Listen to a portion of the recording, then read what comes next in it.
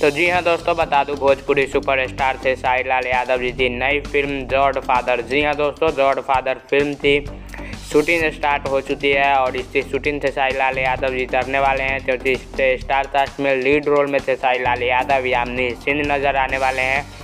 बात करें डायरेक्टर की, तो इससे डायरेक्टर हैं भोजपुरी से बहुत ही, और खेसारी लाल यादव जी साथ में कई सुपरहिट फिल्म देने वाले, जिनका नाम है दोस्तों प्राण पाटिल स्टाइल सिनेमा। जी हाँ दोस्तों, प्राण पाटिल स्टाइल सिनेमा, और बहुत ही ज़बरदस्त फिल्म का नाम है गॉड फादर, जिसमें संजय पांडे यानी सिंह, खेसारी लाल यादव, डायरेक्टर प्राण पाटिल और टेक्नीशियन फिल्म से बैनर तले ये फिल्म बन रही है। और बहुत ही ज़बरदस्त इसको उत्तर प्रदेश में शूटिंग किया जा रहा है, जो कि बहुत ही ज़बरदस्त फिल्म होने वाली है। एक नए लुक में खेसारी लाल यादव जी नज़र आएंगे, क्योंकि खेसारी लाल यादव जी जब भी प्राण पाटिल के साथ काम करते हैं तो एक नए लुक में उनको नज़र आते हैं। तो आप लोग तैयार रहिए नया लुक देखने के लिए। तब तक चलिए, जय हिंद, जय भारत।